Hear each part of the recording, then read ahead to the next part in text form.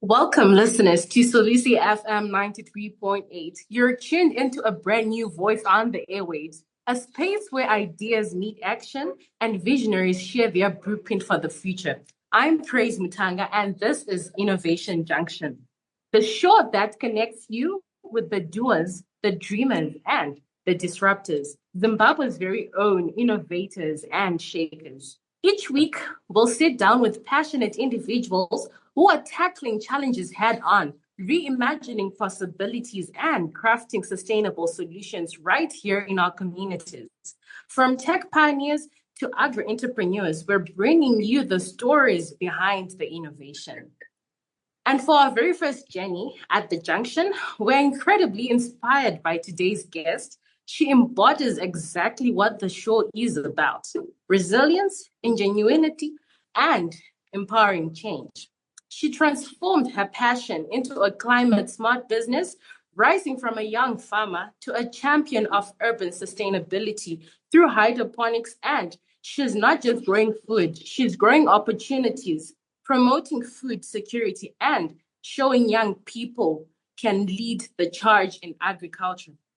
A proud beneficiary of the OYE Plus Scaling Up Youth Employment and Agriculture Initiative, please help me give a warm Solusi FM welcome to the founder of her own hydroponics enterprise, the resilient Ntombifikile Ngube. Smart Farmer, welcome to the Innovation Junction. Thank you very much, Praise. Thank you so much for giving us an opportunity. I'm excited to be interviewing you. This is my first time doing this. I've never been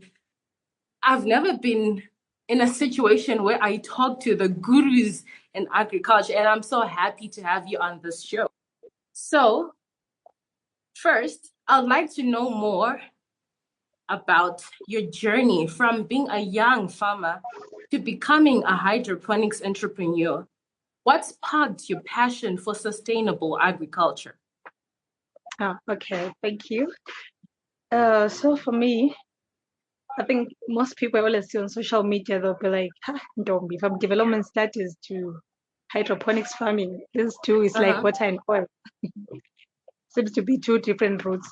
So for me, growing up in my family, we practice a lot of agriculture. So I think it runs in the blood. So, but at school I studied development studies. So after school, in Zimbabwe, employment is very difficult to get one. Yeah. So that's when I said, okay, let me explore farming. So I was doing farming on ground.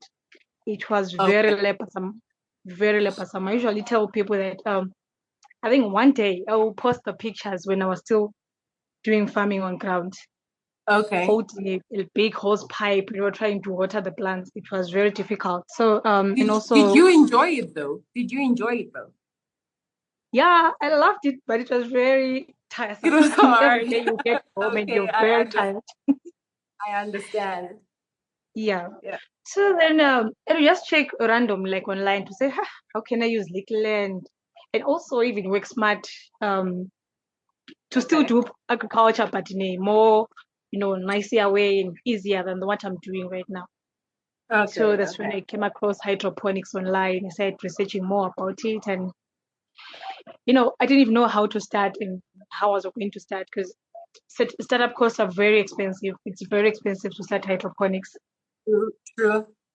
So, I was fortunate enough that SNV funded my idea, and that's how I started my hydroponics farming journey. Oh, you are funded. How did they get to know you? And as you're described as a resilient champion. So how did you end up being funded, and how did that work out for you? Okay, so what happened? Remember one of these days when I was scrolling on Facebook, I just saw SNV Harare that funded some of the youth in Harare who were doing farming. So I just typed, I'm interested in joining the program. So it was trainings. We trained basic life skills. We also trained horticulture. So on the last day of the training, we wrote an exam. So when you're coming from the exam, they were like, okay, so you are done with horticulture, what are your plans with agriculture? Like, since you're done with training, what's next? So for me, my idea that I've been writing down, as I was saying that I didn't know how I was going to start hydroponics, but it didn't stop me from researching more about it to get to know more about how it's Oh, done. And now I get so why they call you the resilient champion. yeah, so then I told them, okay, this is what I want to do. Then they were impressed.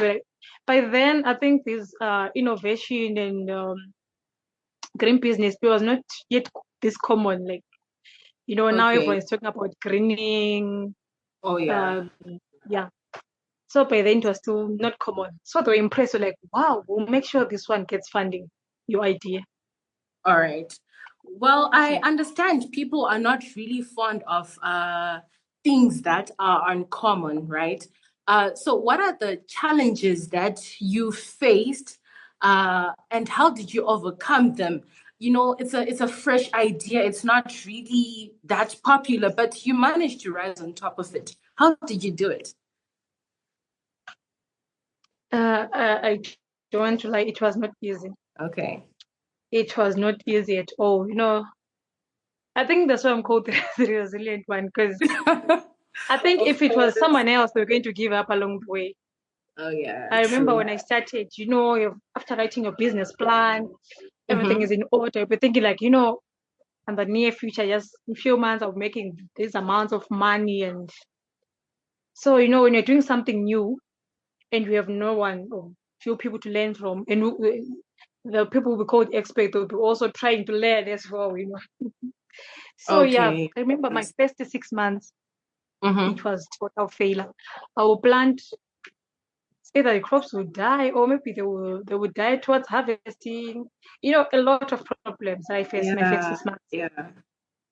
Up until I remember I ended up looking for a job in Wangi. Okay. I worked in a lodge for 6 months. Imagine SNV, after funding me a lot of money, now they have to report back to the donors to say this person that we funded is doing this and that. Now you hear that this person is now working somewhere else. Oh my. So yeah, we kind of a bit disappointed. So I was trying to raise because I had run dry. So we've used all the money that we have saved, everything. It just went down the drain. And also another challenge I think that I faced, as a woman in farming, because hydroponics is technical. Mm-hmm. And agriculture, even in general, is mainly dominated by males.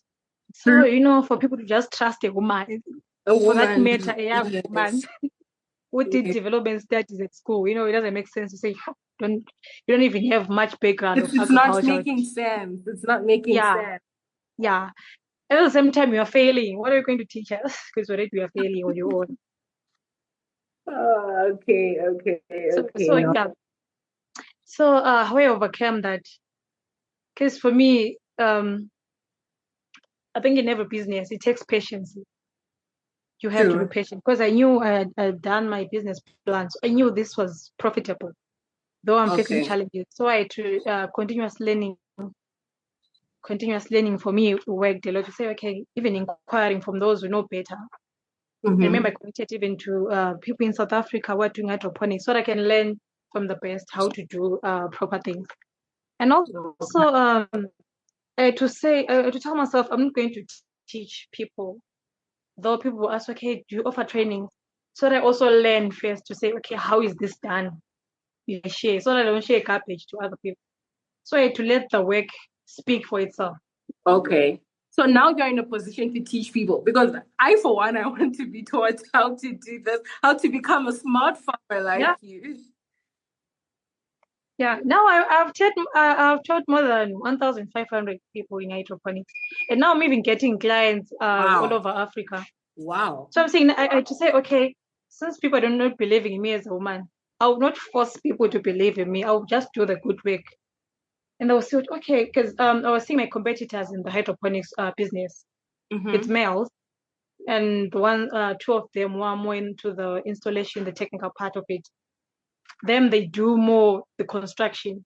They don't do the farming itself because I believe agriculture, the business, it's an agribusiness. It has to be profitable. Behind innovation, besides innovation, someone has to make money. So for me, I had to focus on making sure that I master how to do the plants well. So now it's attracting people. People now, actually, they have no choice than to believe in what I'm doing, because the works, actually, they're speaking for themselves. I have many people here who are liking what you're talking about. And one just said, what is hydroponics? They're not familiar with hydroponics and they want to understand why is it especially valuable in urban climate and vulnerable settings. Okay. Okay, so hydroponics basically is soilless farming. Oh, It's okay. growing crops in water. Hello? Yes, yes, yes, we're following. Yes.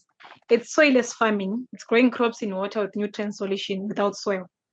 Okay. So people usually ask to say, is it possible to grow crops without soil? So it's like, I'm actually asking myself that. yeah, to say, we know our forefathers died for this land in the war because Yes, yeah. and now you So are people are saying you want to do soilless farming. yeah, soilless farming. So I usually take them back to photosynthesis to say Okay. when food is formed in that equation, there is no soil involved. Uh-huh. So which means soil is not an important component in food formation. Okay. But then the question is, why then do crops grow in soil, Yes. not anywhere else? So which means soil has got something that is unique, that it carries, that is needed by Yes. the plants, which is nutrients. Yes. But Yes. for plants to make food, water is needed, sunlight is needed. So I'm saying, why not take the food that is in the soil and put it in water? Because already soil is for these disadvantages. There are Yes. Yes. Yes. weeds. We have to be weeding and weeding. There are pests. There are a lot of diseases that can come from the soil. So I'm saying soil is just a medium to hold the plant upright. That's what it does only. Okay. And so I'm saying, I'm asking that what makes it viable? Say Uh-huh. why hydroponics when there are other many types of farming? So hydroponics, um, most people I think associate it with land to say it uses less land. That's not the only advantage of hydroponics. It also uses Okay. 80% less water. To say if you were going to use 20 liters of water to plant Uh-huh. to You're water going you to plant in use less. hydroponics, you need to so it uses less water. When we check now, due to climate change, rainfall Mm-hmm. patterns have changed. Sometimes you experience very low rainfalls and water tables have gone down. This year it's better. I know, but though in other places it's not raining. So it uses less water and also on labor. Since Uh-huh. we've eliminated the soil, there's no weeding. It makes it viable for the youth. Youth don't want to get dirty. So Yes. now you Yes. can Yes. even go to the True. farm with That's heels, very with true. long nails. Yeah. And also True. an environment. Yeah, it's environmentally friendly. And also it allows oil around production. To say, when we were growing up, I remember in school, we used to learn about regions to say region one is good for what, region two. So with Yes. hydroponics, you can grow all crops In all any around. region. Yeah, regardless of the region, you just create an artificial environment to say if your plants need colder environment, you can adjust your greenhouse and make it colder to suit the plant. And also, if you have noticed, the farmers will tell you my soil is only good for potatoes. Mm-hmm. But with hydroponics, what you do, you adjust pH, we adjust everything to suit that specific plant because we are growing in water. Water is tasteless, it doesn't have anything. So you just add the water to And say you add the in the same nutrient. land, you can say this time I'm growing that, next time I'm growing that. It's easy to crop rotate. Unlike on soil to say you've added lime and that to suit Uh-huh. potatoes. For you to shift again to another crop, it will take you a lot of time again and a lot of investment for you to change to another crop. Honestly, I'm inspired. I'm inspired by you. Have become my role model. So as a young entrepreneur, what message do you have for other young youths like me who are interested in agriculture or starting their own ventures? What message do you have for us? Oh, okay. So for me, the advice that I have is that I think mostly we love to start big, and so what I can say is start where you are with what you have. You Okay. don't need millions, you don't need hectares of land for you to start agriculture. You can utilize your backyard and make it commercial. Okay. and also be willing to learn. I think us as a young generation, we love just fast things. That's why everyone is doing mapero. Everyone is selling clothes. Everyone is selling cosmetics. We just want fast money. We want fast money. We don't put in the work. Ready to learn. Be ready to fail up until you master it. And treat agriculture as a business, not a hobby. So in business, it is with challenges, and as people usually say, Rome was not built overnight. True. It took time for them to build. So I'm saying you have to build a strong foundation. You don't just want to arrive overnight. Yeah, I think that's what I can say. No, thank you so much. Most of our listeners want to know where they can find you so that they can learn more about your hydroponic services. I think you have mentioned that it is an easier way of farming, and you can farm in any region, and it is way cheaper according to what you say. So where can they find you so that they can get more of the skills and they can get more of your hydroponic services? Oh, okay. So we have a social media page, Facebook page, Hydro Smart Farms. It's also there on TikTok. It's also there on Instagram. And also our contact details, it's 0784 199 051. 0784 199 051. 051. Ntombekile, thank you so much for being our very first guest here at the Innovation Junction. Your journey from passionate young farmer to a champion of urban hydroponics is truly inspiring. We wish you continued growth and success as you empower others and build climate resilience in our communities. To our listeners, thank you for joining us for this inaugural episode. If you missed any part of our conversation, or if you want to learn more about Ntombekile's hydroponic services, we'll share the details on our social media pages. Remember, this Innovation Junction on Solusi FM 93.8, the home for Zimbabwe's innovators and shakers. Join us next week as we connect with another mover building the future right here. Until then, stay curious and keep innovating. I'm your host, Praise Mitanga, and I'm signing off.